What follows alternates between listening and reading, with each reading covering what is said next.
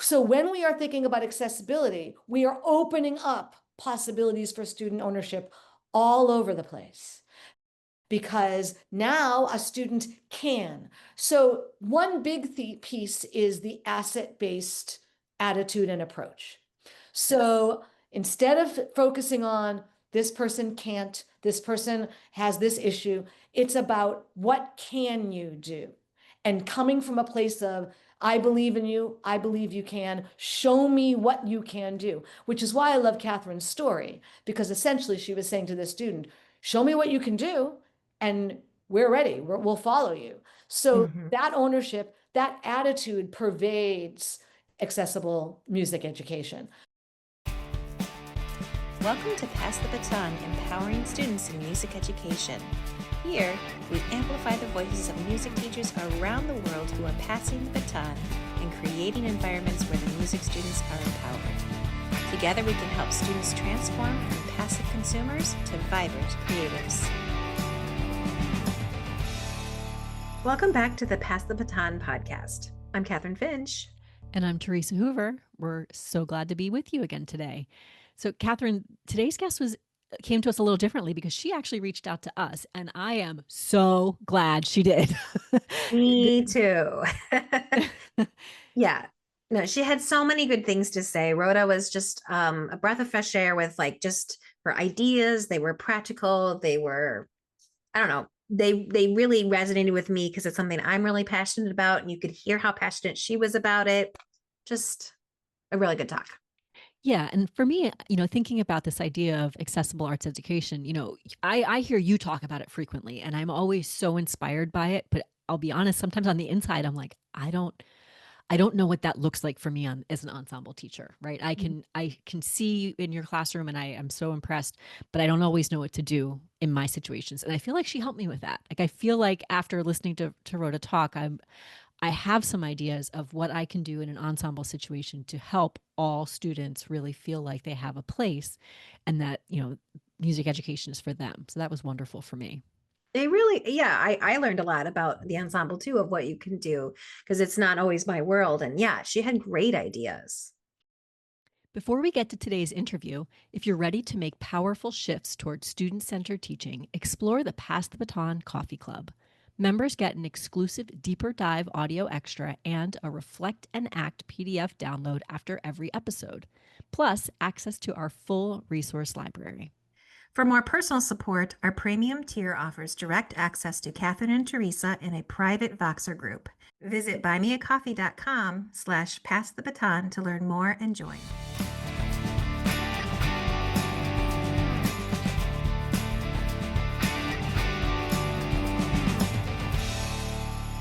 Okay, welcome back, everyone. We have another wonderful guest with us today. We are excited to be joined by Rhoda Bernard. Rhoda, welcome. Thanks for being here. It is such a pleasure to be here. Thank you for having me. With you introducing yourself a little bit and telling us about your background and current role in music education. Sure. I'm a singer and a pianist, and my preferred genre of music making, although my training is in jazz and before that classical, I do a lot of klezmer music, which is Jewish music in Yiddish and Hebrew. I spend a lot of time with accordions. It's really fun, actually. And as a music educator, grew up all the singing all the time, and lots of voice lessons and all the competitions and all the festivals and all of that, which was great in public school music. And as a music educator now, my specialty is in arts education, of course, including music education for people with disabilities. And my work has been a lot in music teacher education. So when I finished my doctorate, which was about music teacher identity and how music educators are also performers, always, like there's some connection between the two and that it's different for each person. So that was a lot of fun. And from that, I went straight to Boston Conservatory and was the chair of music education there, which was running graduate programs, a graduate teacher licensure program, as well as a non-licensure graduate program. And that started in 2004. And in 2016, Boston Conservatory and Berklee College of Music legally merged. So we're all in one big universe, and I work at Berklee. And while I was at the conservatory, I started this work with arts education for people with disabilities in a number of different ways, starting a number of different programs and professional development and creating grad programs. And I brought all of that over to Berklee and created an institute. Berklee has a number of these. There are maybe 10 or 12 of us. They function as independent nonprofits under the Berklee umbrella. So I have to raise our whole budget every year, which is a lot of work and super fun. And different institutes do different things. Mine has a lot of outward facing work with actual arts education programs for people with disabilities that come to our campus, but also that work with us online, as well as our grad programs that I brought over, and a whole lot of professional development that is outward facing. And we also do inward facing work supporting Berklee faculty in how to teach more accessibly in their courses and in their work. So that, and I oversee the graduate music education programs. I have 2 titles at Berklee. I'm the founding managing director of this institute, and I'm also the assistant chair of the music education department, where I work with our NAFME national president, Dr. Cecil Adderley, who is one of my dearest friends and colleagues. We've actually known each other for like 25 years, and it's a little silly, but we literally finish each other's sentences. Working with him is such a joy. And we run the department together. His primary area is the undergraduate programs, and mine is the grad programs. Wow. Okay. So you wear a lot of hats, first of all. I don't know a single music educator who doesn't wear multiple hats. That's very yes, true. I do, but Yes. don't we all? Yeah, but that's so wonderful. And it's, we talk on this podcast about student ownership and empowering. We were very particular to put empowering all music students. Oh, And yes. I think that's why today's conversation is so important, because we are really talking about how we can meet all students. So, you've said a lot about accessible arts education. I guess, can you help us? What does that mean to your world? What should it mean for us? And why is that something that we really need to be considering in our classrooms? So thank you. I love that question. So accessible arts education, which is actually the title of my book that we will talk about later, is a few things at once. First, it is a field. And one of the tasks that I undertook in the book was really to articulate this field. It's an interdisciplinary field combining evidence-based practices in arts education and all of the art forms, of course, including music education, as well as special education, arts therapy in all the various disciplines, and general education. And it's like a 4-part Venn diagram with a lot of overlaps and some unique aspects, but it's really about breaking down the silos and getting as much as you can from those overlaps. And the purpose of the work is to make arts education experiences broadly accessible to all students, so that no matter who a student is, no matter what they bring in the classroom, no matter how they learn best, whether there's a disability, a diagnosis, or no, that they can engage meaningfully, participate authentically and effectively, and learn in a meaningful way. So we're all educators. I don't know a single educator who is not madly in love with learning. It's the coolest thing ever. We love to learn ourselves, and watching someone else learn and maybe having a little part of making that happen for a person or a group is just the most incredible thing. And what I want to see is that every single student has all the opportunity to learn as much as they can by anticipating and breaking down what those barriers to learning might be. So that's sort of the nuts and bolts. So the field is one piece, and then the strategies around how do you make it happen is the other piece. Wow. You're speaking my language because it's such a passion of mine. I'm sure I know you're more of an expert in the field, but like, it's just such a passion of mine. What are some of the most common barriers that students with disabilities face in music education? There are many. Here are a few.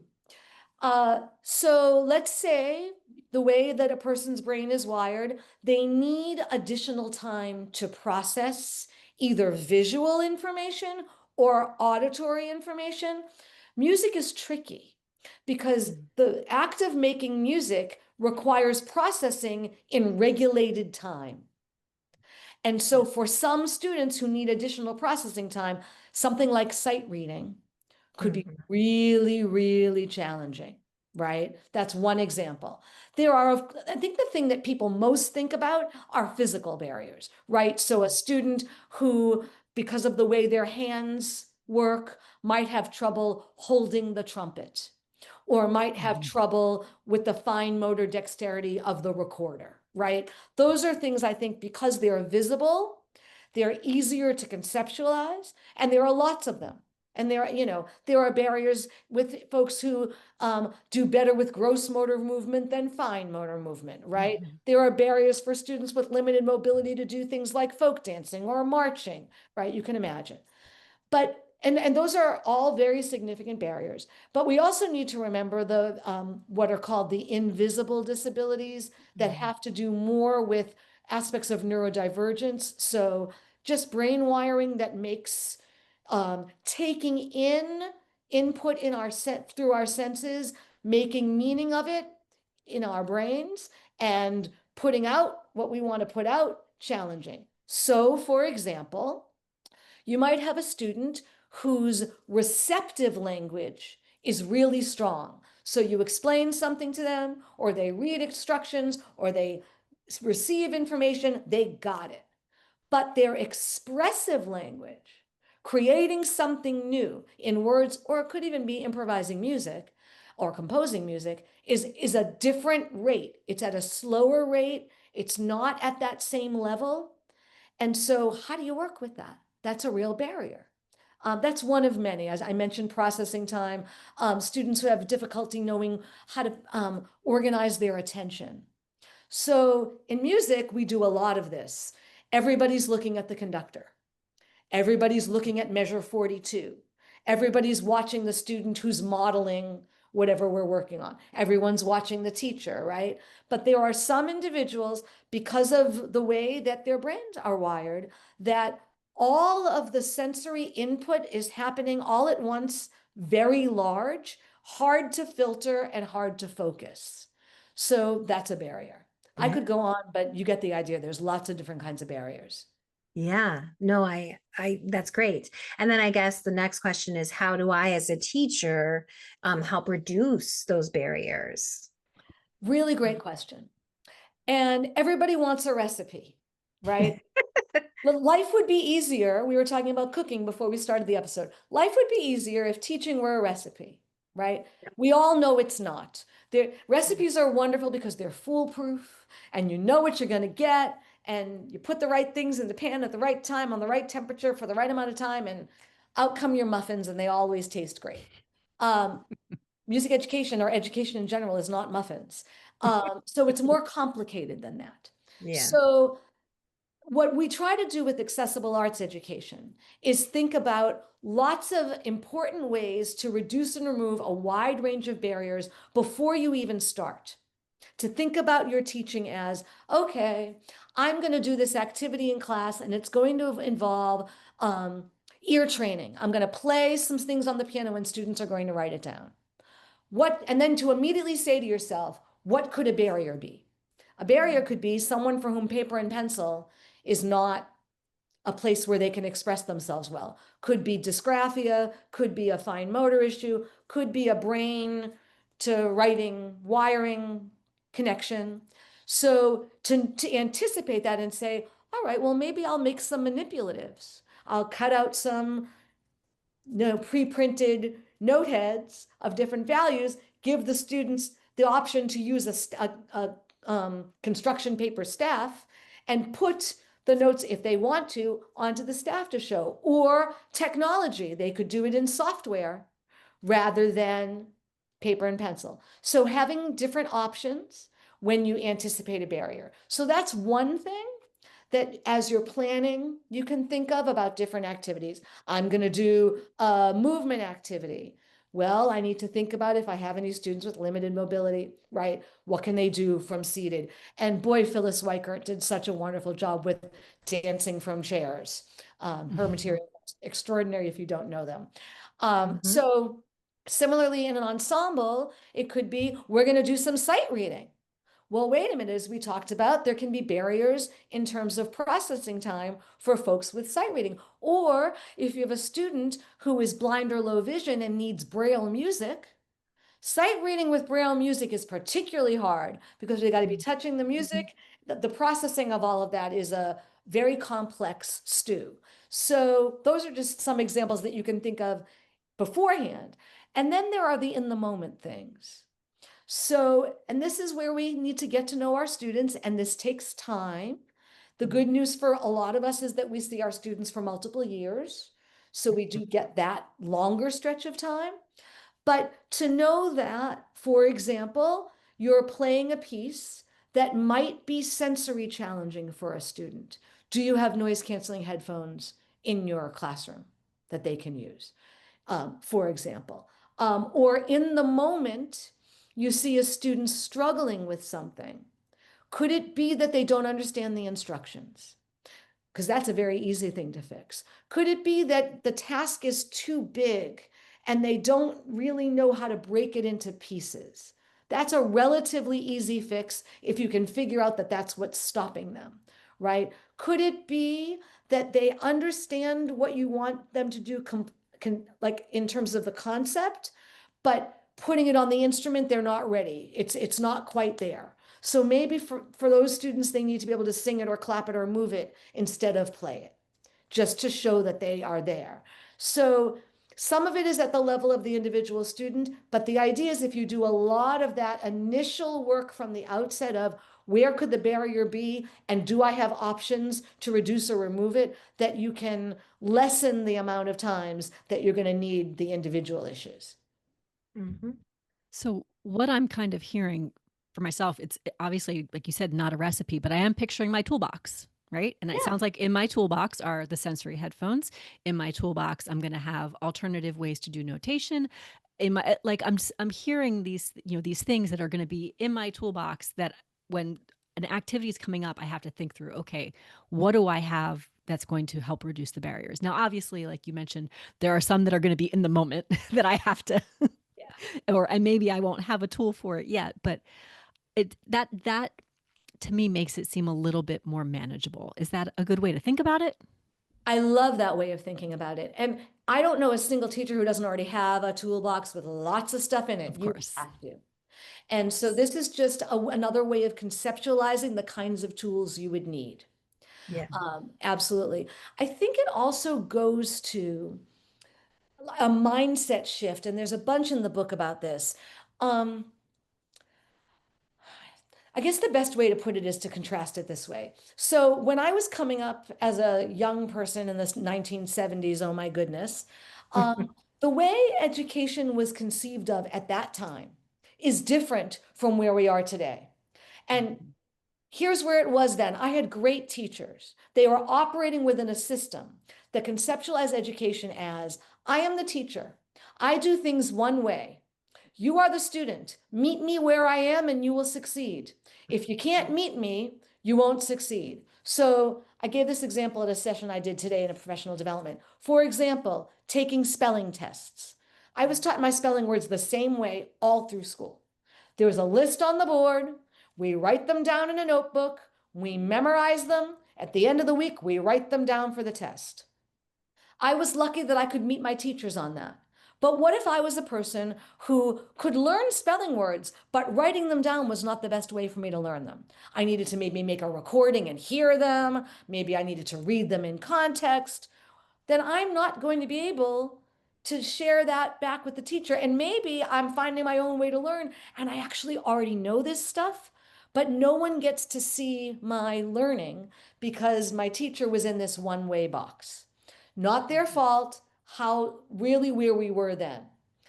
We've come a long way, baby, to a point now where we understand that it is not the student's responsibility to change how they learn to meet the teacher. It is the teacher's responsibility to figure out how to meet all the students and how to make how to break down those barriers so that students can access learning. No lie, not as easy. Doing things one way, pretty easy. Yeah. Not effective, right? So that's why we need the toolbox. And that's why every teacher I know has a varied toolbox, because we've had to. Yeah, and I found that my toolbox, it's been helpful to then address with the student and also with a special ed teacher or something.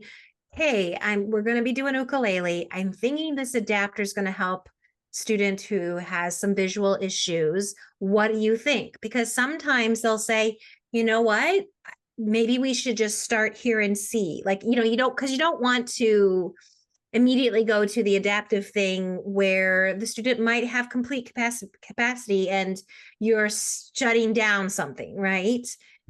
I love the way you phrase that. Yeah. This is not a surprise. This is one of my mentors called this work good teaching on steroids, because it really is what good teachers do. It's just, and we use this word in our programs at Berklee, it's steroidified. It might be deepened, it might be at a slower pace, it might be more individualized, but it's still good teaching, right? So good teachers meet their students where they are. So I love the proactive going to the special ed teacher and saying, I found this idea, what do you think? But I love also that that conversation might be, wait, let's see where the student is. You might be surprised, or what they need might be something different from what you anticipate. Or it might be a place where they can really shine. And how cool is that? Yeah. Right? So if we immediately go in with the adapted grip for the ukulele, for example, and they don't need it, right? Yeah. I mean, that child, we did that last month, and that child asked me, why do I have this? And I was like, well, friend, I think because I want you to be able to play with us and play the chords. This will help you get your fingers to the right place. But if you tell me I want to take it off and try, we're on it. We can do it, because again, the C chord, the A minor chord, she could do. But then when we get to F and G7 and some of the others, I wanted her to be able to keep up the pace with everybody. But yeah. I love that. And I bet she loved having a teacher say to her, you're essentially giving her agency over her Yeah. own learning, right? Yeah. How important that is for someone who's learning. That must have been a great moment for her. Yeah. Well, I love having her in class, but Well, you both just beat me to the punch, because I was getting ready to ask. What I wanted to know was how this all connects to ownership, but you're clearly already talking about it, because again, like with Pass the Baton, that is our large focus. So I was going to ask you, how does accessibility Well, there's amplify stuff to ownership? say. But There's more yeah, we can so say here. so let's continue this. Give us some more. Catherine's example was so perfect of that Yeah. student having agency. What else can you suggest for us? So just to back up to the bigger issue. So if someone has a disability or a diagnosis, or even if someone's, struggling in school for whatever reason, or struggling in music for whatever reason, a lot of times folks, their education is done to them. They don't have the ownership. They're not active participants. They're not, the curtain isn't pulled back. They're just told what to do, and often told that they're not doing it correctly or doing it correctly. And, and it's sort of this, this place where they're powerless and agentless. And so when we are thinking about accessibility, we are opening up possibilities for student ownership all over the place, because now a student can. So one big piece is the asset-based attitude and approach. So instead of focusing on this person can't, this person has this issue, it's about what can you do? And coming from a place of, I believe in you, I believe you can, show me what you can do, which is why I love Kathryn's story, because essentially she was saying to this student, show me what you can do, and we're ready, we'll follow you. So that ownership, that attitude pervades accessible music education. So there's that piece, but then it's also giving students agency musically, right? So one of the most wonderful things about music is when every person who makes a musical utterance of any kind owns it. You were part of that ensemble. No one can take that away from you. That was your performance, or you were part of this Orff lesson and you did that ostinato, and no one can take that away from you, right? So for that full participation and meaningful engagement, there's so much ownership of accomplishment and learning that can happen. Mm-hmm. I noticed the language from when we very first started our conversation, and thinking about that asset base, and going back to when we were all in school, that was not the case growing up. That was not how anything was spoken about, and it's been so refreshing and encouraging to hear that kind of language become so much more normal in our classes, and in how we teach and how we work with students, is thinking about the great things that they bring to the classroom instead of worrying only about what they may not have or may not be able to do. I will say, Theresa, that we're not quite where we need to be with that yet. Mm-hmm. So yes, we've come a long way. I'm talking to teachers all the time in all settings. And I would say somewhere in the 90s, maybe 95% of folks are like there. They're into it. They want to learn. They have things that they've developed that they want to contribute. Because another part of accessible arts education is that it's generative. So the book is not like this is the whole thing. The book is like, here's a launch pad, you go. And so people have invented really cool things and they want to share, and they like understand the importance of this. And then I get the people. And some of them don't say a word to me, but most of them I think do. And they come up to me afterwards and they say the deficit-based language about, and I'm going to use air quotes, those students, this kind of thing gets me really upset. And they talk about who never will be able to, and it can be really upsetting. Or they talk about how they want to change their students and make them be more, and I'm going again with the air quotes, quote unquote, normal. That still is there. Yeah. It's getting us to be a smaller voice. And I think we need some generational help with that. But I agree that we've come a long way, but I do want to caveat that we're not where we need to be.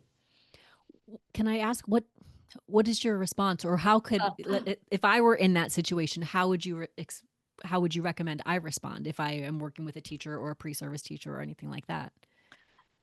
I've given up trying to like get into an argument, or, what I say is, I hear you. I respect your opinion.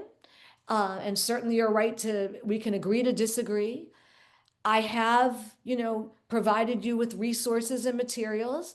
When you're ready, feel free to contact me to use these materials, and maybe they can be helpful to you someday. I hope they can. I mean, Yeah. I respect that everybody has a right to their opinion, and it's based on a set of experiences. And I will also add that the attitudes towards disability and difference vary quite differently in different cultures as well. So there are cultures around the world where there's a lot more stigma around difference and disability, and that certainly permeates all of this for certain folks. But I respect them, and I respect that they brought their perspective to me, but we agree to disagree. And I say, look, this stuff is here for you. It's not going anywhere.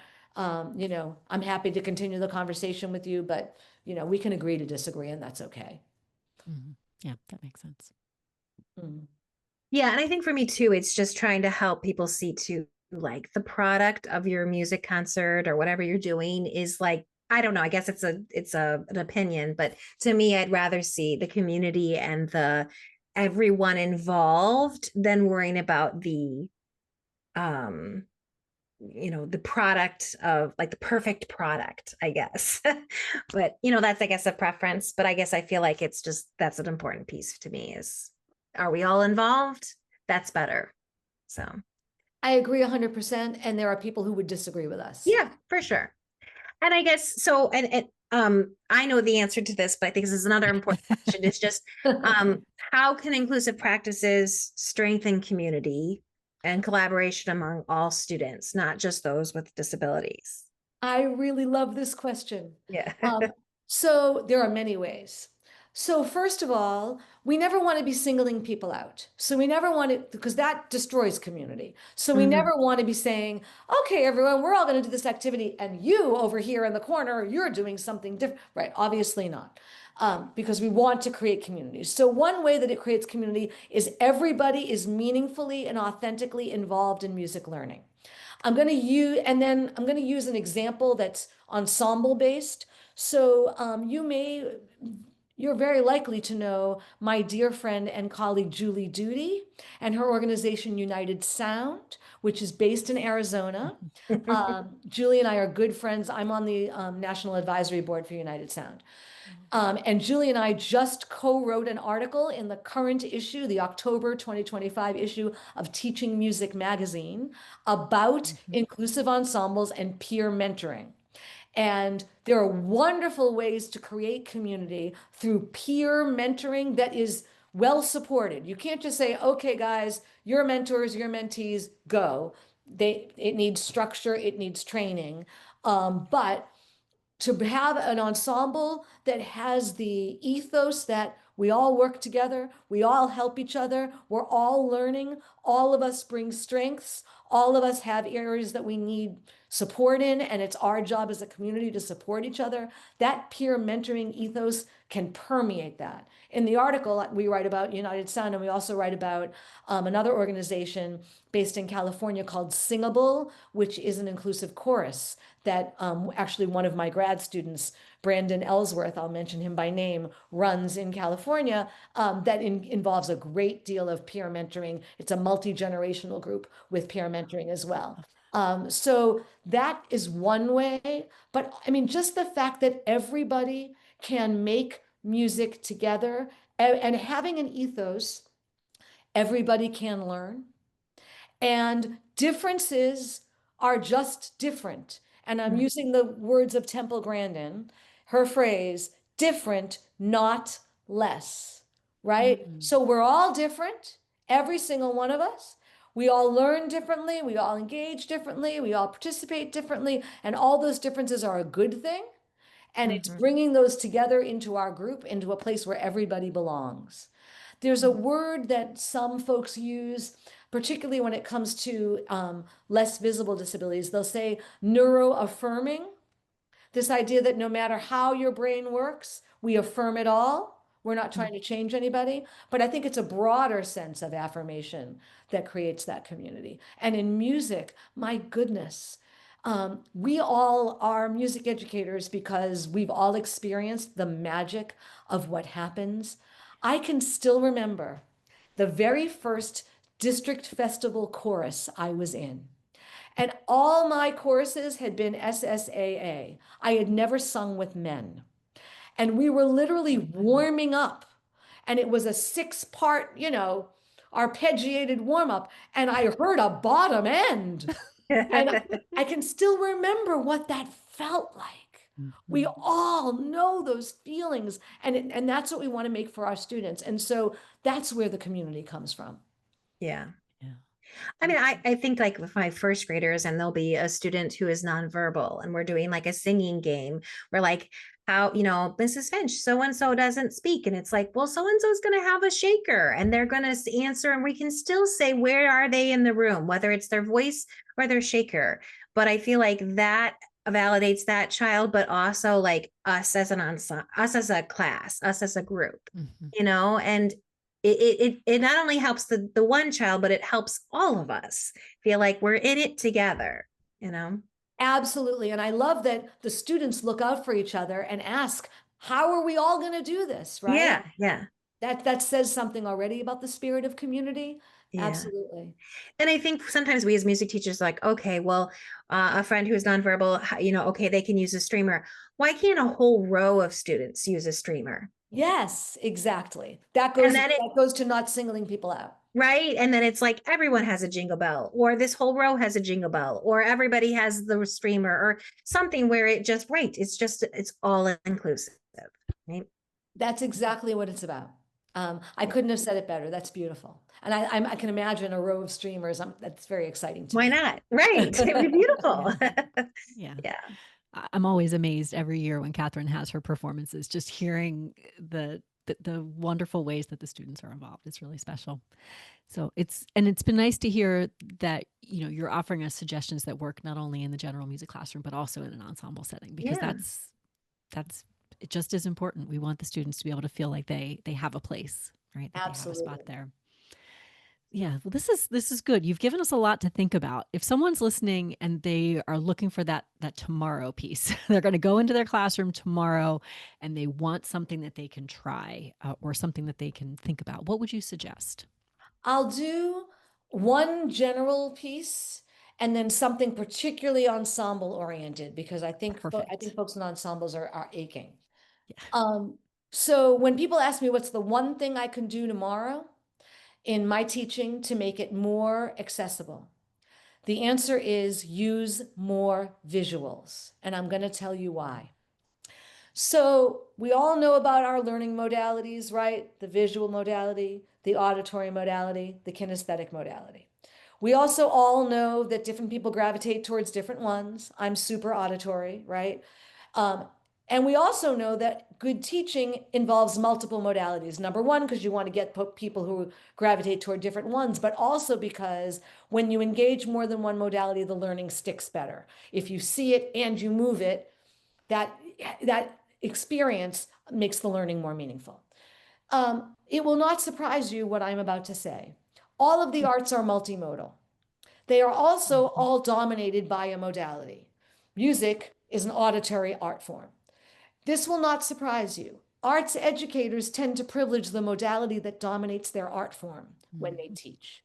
Music educators tend to be auditory. We are trafficking in sound. We are making sound. We are manipulating sound. We are helping people create sounds. We are putting sounds together, obviously.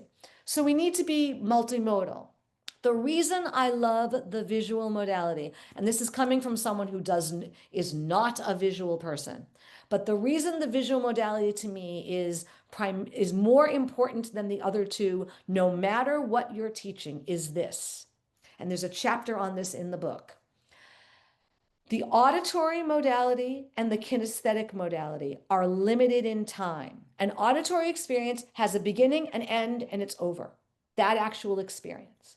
A kinesthetic experience has a beginning and an end, and it's over. You put up a visual. Let's say you're giving the students instructions for how to do a bunch of tasks, and it's written on the board. That visual is part of the learning process, but it also acts as a support because it sticks around. So let's say you have a student who was distracted. The visual is there to support them. Let's say you have a student who needs extra processing time. The visual is there to support them. Let's say you have a student whose first language is not English. The visual is there to support them. I could go on, but you get the idea. Because the visual sticks around, it supports the students. Not only is it part of the teaching and learning experience as a modality, it supports the students. So visuals can immediately provide support for everyone. So that's my biggest, if you could do one thing, they don't need to Yeah. be fancy. Words or notation that you scratch on the board does not have to Yeah. be that you go look for clip art and no, just a visual Right. communication of what you are sharing. And That that goes makes so for much whatever sense. setting, but it is incredibly important. So that's one thing. In the ensemble setting, Yeah. and you can make connections with this to the classroom, to the general music classroom also. But in the ensemble setting, the biggest piece of advice I would give is um, messing with the notation. And by this, I mean tiered parts. So some students, too many pixels on a screen or too much Mm. ink on a page, it's overwhelming. So do we need all the notations by the composer? Do we need all Mm. of the various components?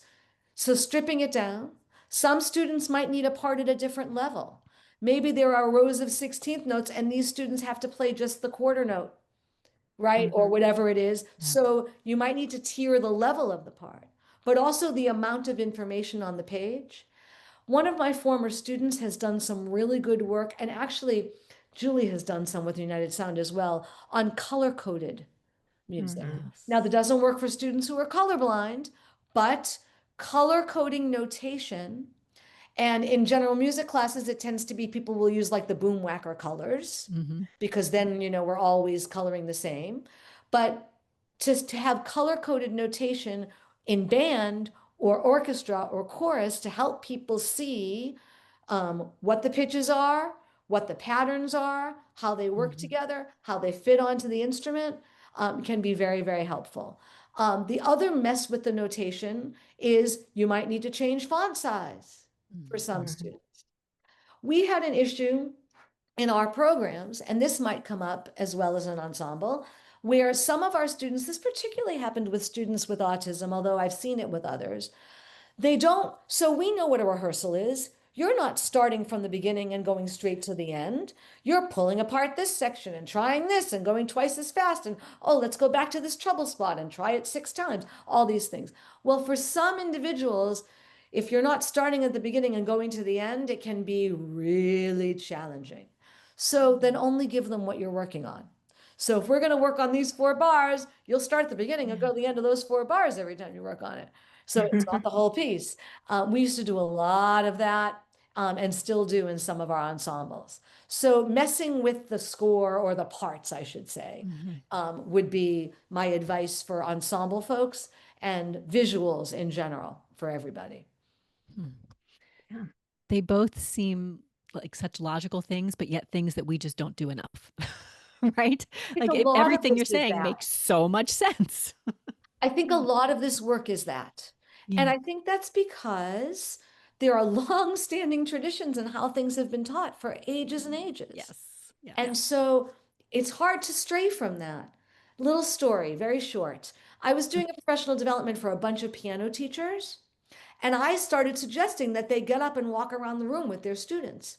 You would have thought I had 7 heads. And they said to me, that's not a piano lesson. And I've taken a million piano lessons. I've given a million piano lessons. They were like, a piano lesson is the student sits at the piano and they play. And these traditions hold tight. And they hold tight for a reason. They've worked for a long time, but they don't have to be the end. They can be one of many options. So with that group, I figured out, we could only go so far. We didn't talk about moving around the room because they weren't with me on that. So thinking, we have these traditions that sort of get our way of thinking so that these logical things don't come in. But once you hear them, it's like, oh yeah, sure. It's funny. We've done a couple podcast interviews recently, and I feel like we just had a very similar conversation. Like, this is what it's always been. Does it have to be? Is that what, does a piano lesson have to mean you sit at the bench for 30 minutes? Like, exactly. Just asking ourselves, like, just because we've always done it that way, do we have to keep doing it that way? And the answer is usually no, right? But we have to be able to give ourselves permission.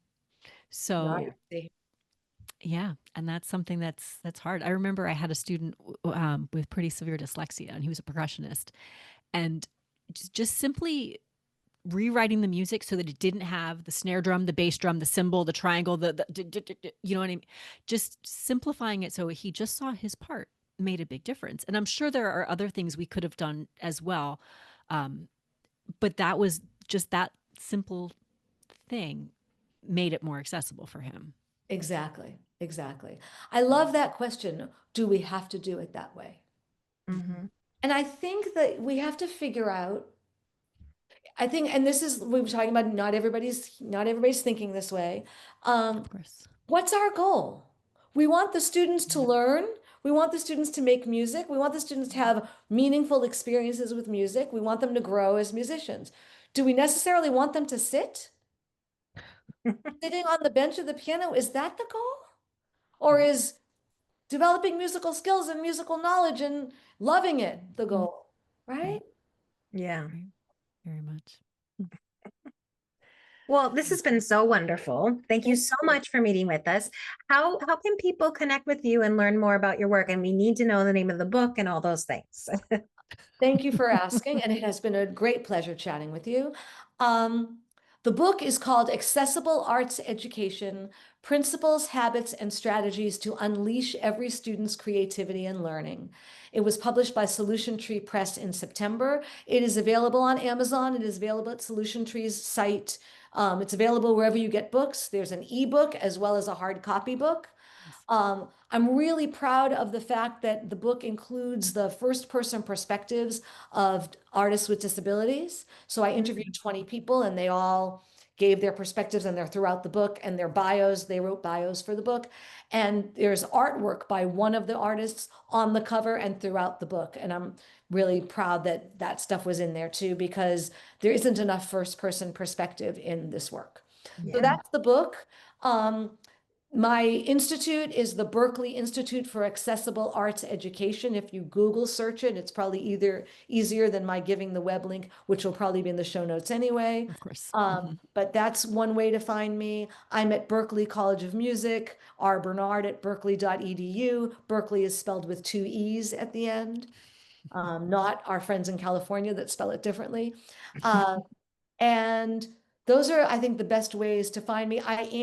You can follow us and me on Facebook and Instagram. My institute posts several times a week on both of those platforms. I'm also on LinkedIn if people want to find me there.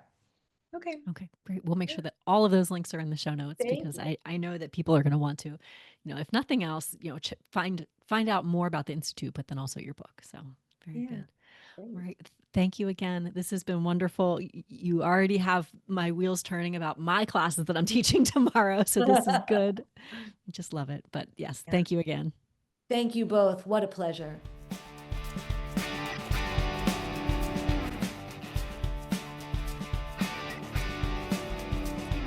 Thanks for joining us. If you have found value in our conversation, please hit that like button, subscribe to our podcast, and leave a review. Your feedback means the world to us and helps us grow our community of passionate music educators.